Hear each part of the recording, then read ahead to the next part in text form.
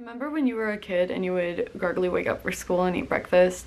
You may have found yourself eating a choice box cereal with a brightly colored word, cross, or game on the back of it, or a fun fact to tell at the breakfast table. Nowadays, experiences like this all seem to disappear, blending into society's millennial beige lifestyle, even for kids. That nostalgia-filled cereal box, it's considered an antique now, from back before they replaced all of the brain query with QR codes. I miss the days where people regularly burned CDs for friends, making them permanent playlists, a symbol of their friendship, and an absolute staple to bring to hangouts. This didn't happen overnight, but the age of entertainment is now, and the future is here. There are generations ignorant of the peaceful bliss of walking into your local video store and renting a game or a movie the way that you would a book at a library. Instant gratification is the desire to experience pleasure or fulfillment without delay, often leading to short-term satisfaction but long-term consequences. Today we'll be teaching you the importance of physical media and how its monetary value is not the only reason to start collecting. Over the past 2 decades, people have been talking about the death of VHS, DVD, and CD-ROM, and the rates of these consumers purchasing the items has decreased significantly. There are so many missed opportunities in the field of media now because of the rapid expansion of AI and social media algorithms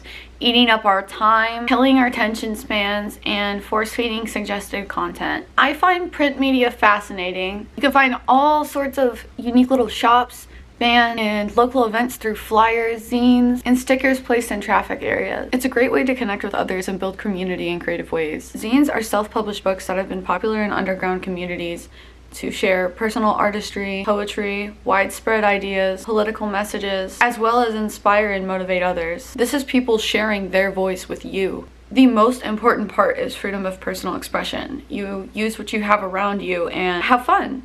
I recently acquired this one.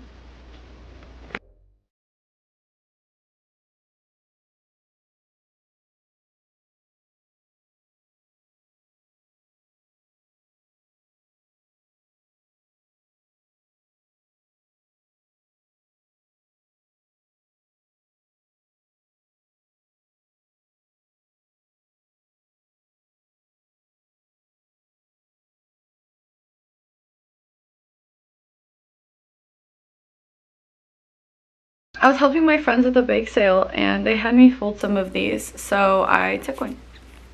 I thought it was really beautiful and I wanted to share. The appreciation of the work that it's taken to curate an experience with a material item is a gift within itself and something to cherish. CDs used to have little booklets like these in them, stickers, and even posters. I used to have this one. And now we ask, how did we get here?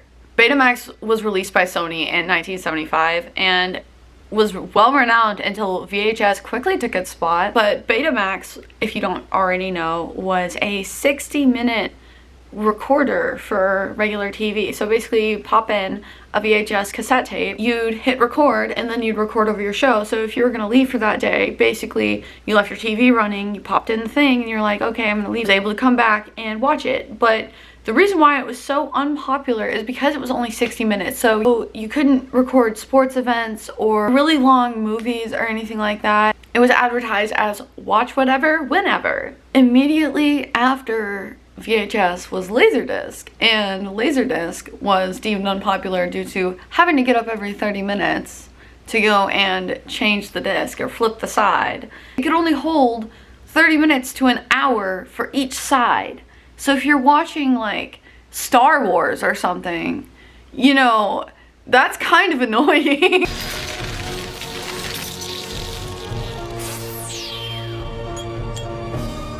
The Laserdisc Guardian. It's beautiful. Only ran until 2000 and then was quickly replaced by DVD in most families' homes, bringing a source of entertainment with special features and disc-exclusive commentaries from actors, bloopers, and raw moments from the cast. The physicality of these discs would bring families together. At a time where movie marathon weekends were more popular and human interaction was the core of the experience. Taking trips to your local video store and being able to pick out your favorite candy and movie. I would say it was the best way to find new things that you like without committing to having never experienced the media prior to being in the presence of it. VHS, the video home system, was released in 1977 by JVC.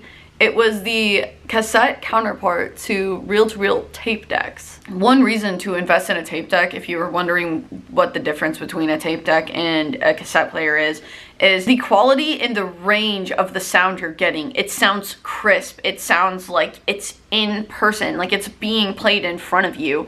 It is absolutely a blessing to my ears. This stands for songs made during this time but before the digital age. The conversion of the analog tapes to the digital format would create this impossible screeching noise that is like you can't remove it from the copies of the music. So you're listening to a song that is recorded of a recording.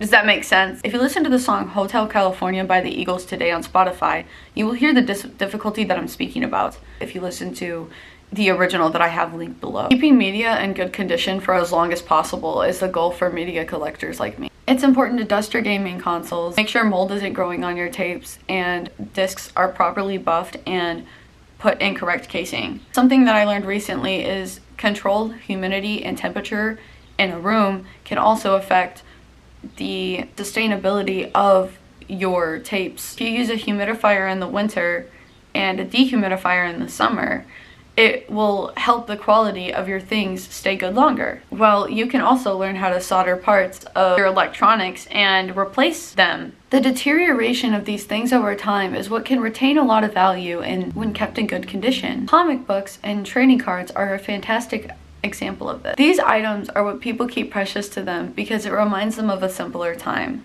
A time where they didn't have to worry about so much. Indulging in these things as an adult can induce feelings of nostalgia and be a healthy way to cope with everyday stress. Magazines and grocery stores was a way to delve deep into your special interest while your mom was shopping for what seemed like hours, but only seemed like minutes when your nose was stuffed in a Game Informer. There used to be issues of fashion, cars, guns, crafting magazines lining the wall, and not only in the checkout lane. What was inside? Something unique I can remember from a J14 magazine issue was that a whole page of phone numbers that you could text to get ringtones, textable phone numbers, and one of them was Jeff Dunham, and I really wanted to show it off at school that week, so I texted the phone number and I got it. In these magazines, you could see all sorts of people's opinions, the who's, what's, when's, where's, and how's, and maybe you'd even learn a thing or two. There'd usually be a couple mail order flyers inside thrown in there somewhere, and you get the dang thing shipped to your house for $17.99 every single month for a whole year. There were so much more catalogs being handed out at stores as well, and the newspaper was a direct source of news for the community, by the community. Video games are now disc-free, available online now with state-of-the-art high-speed 4K resolution. Video games are now disc-free, available online with state-of-the-art high-speed downloads and 4K resolution. DLCs are now buyable in-game, and you must have some sort of battle pass or subscription or account associated with every single game, when back in the day... back in the day, you know, you just boop, boop, boop, you know, you log on and you get, like, fucking... and you get one of these and pull up your save, and then you're good from there, you know. And not even 10 years ago, disc DLCs were available and playable without internet.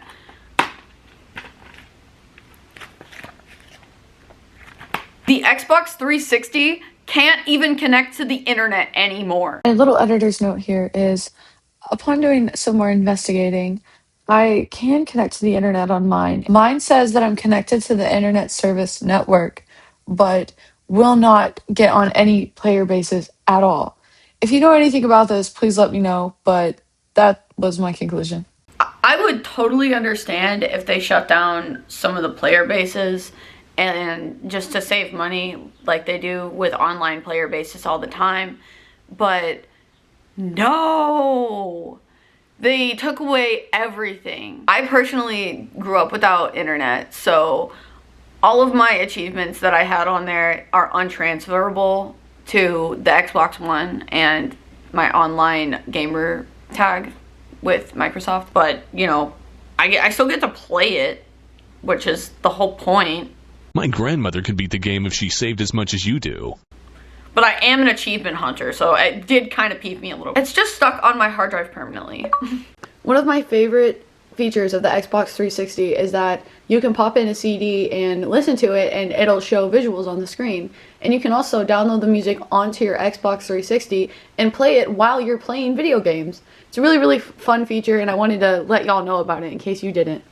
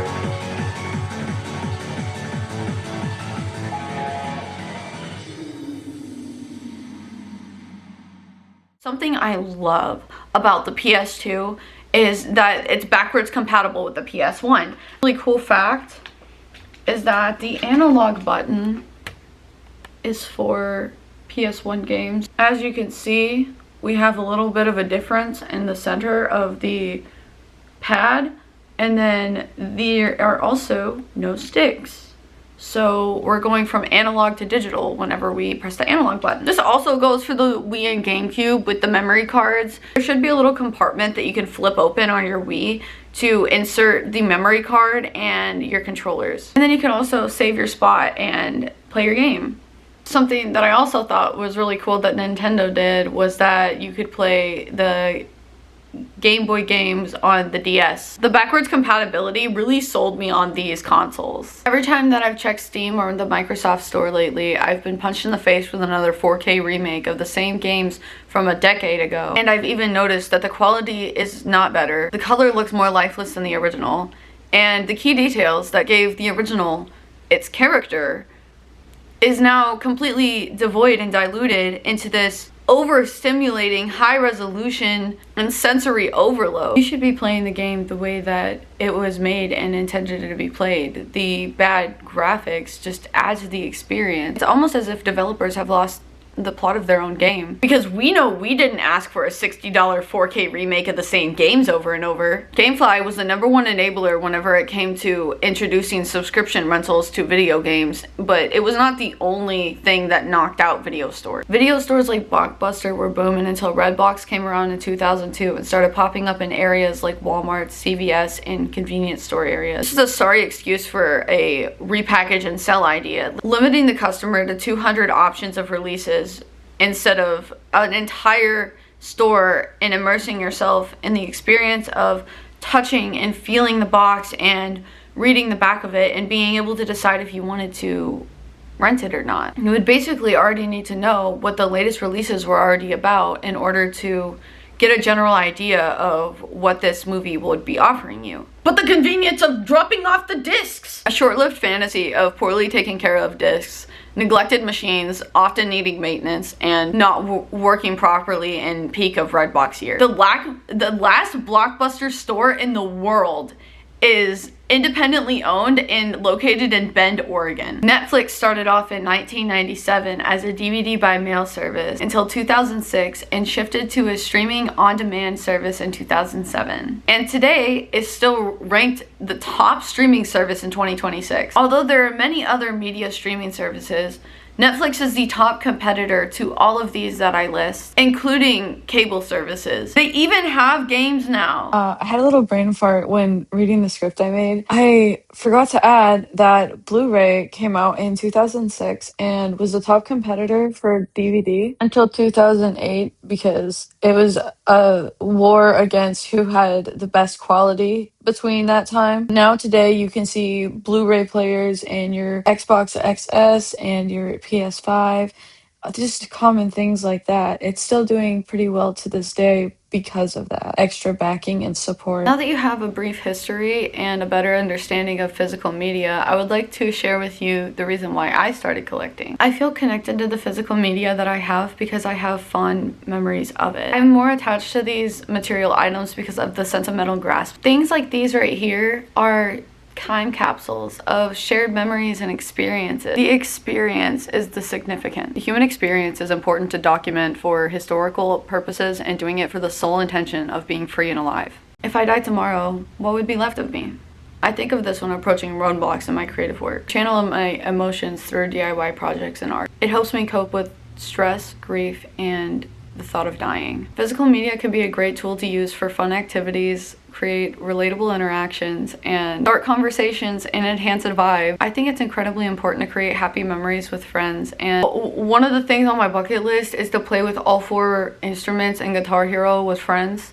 I've never been able to do that before, and I feel like the experience is what we live for, you know? There is so much media lost to time if not preserved properly or in the right hands. So much of it has been burned, damaged, and thrown away and destroyed because of the digital wave.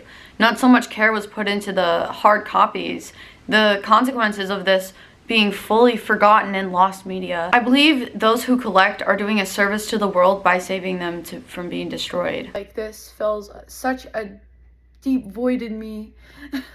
It really makes me so happy and helps me heal my inner child, and to share that hobby with other people and hopefully help other people get into it. I do want to get all of my media in one spot. I do know that I didn't touch on Blu-ray or vinyls. I'm not particularly into those, but I did do a little bit of research, and I do have a few that I can show, but that's for another video, and I will definitely be able to go through my whole collection with you one day. I hope this video finds you well and gives you a better understanding of why physical media is important.